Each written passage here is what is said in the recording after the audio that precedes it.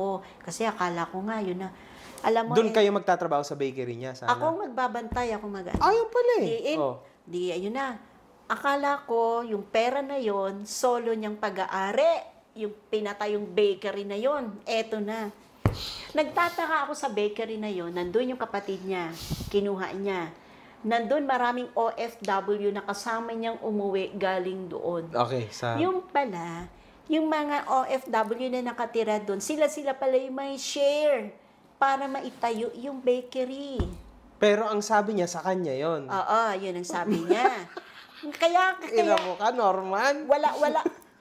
matagal pa yun bago ko na-discover. Nung, tingnan mo naman katangahan ko, di ba, nakakahiya. Umuupo ako sa lamesa, nagbabantay ako. Akala niyo sa inyo yun? Kasi may contribution ako dun eh. Akala ko amin. Amin. Eto na, may isang babae, hindi nakatiis. Sabi niya, ate, pwede ba kitang makausap? Sana napapanood to nung mga nakasama niya doon. Hindi ko na lang sila matandaan. For sure, tita, galit na rin yun dyan. For sure, may nagawa din yan sa mga yun. Kasi nung first interview sa akin kay Iron Rock, may isa na nag-comment, ate, kilala kita. Ako yung nakasama mo sa bakery. Totoo lahat sinasabi niyo, Oo, kumbaga. sabi niya. Sabi niya, ate, eto na, nag-confess siya sa akin. Ate, pwede kitang makausap. Ay ko, sige. Sabi ko, ano yun?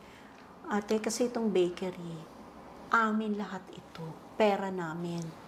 Siya lang yung nag-facilitate lahat nito kasi siya may alam. Hindi namin alam kung may contribution siya.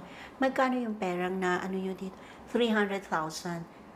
At that time, Sobrang laki nun. Malaki yun. Sobrang laki nun. Magkano lang ang upa ng bakery? Ang dami nila doon, hindi sila makagalaw dahil nandun yung si Norman, siya yung nag-ano na siya ang may-ari.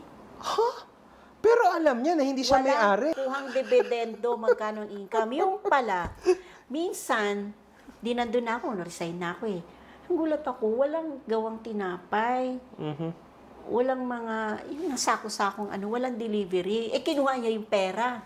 Dahil sabi niya, ibibili kay Cuevas ng mga, ang tawag doon? Harina, gano'n. So sa Cuevas... Doon kami bumibili. Okay. Doon daw, kunin niya yung pera daw kasi babayan niya doon kay Cuevas para i-deliver yung ano. Diyos ko po, gabi na, kinabukasan na wala kaming tinda. Wala. Yung pala nandun sa Rolly God.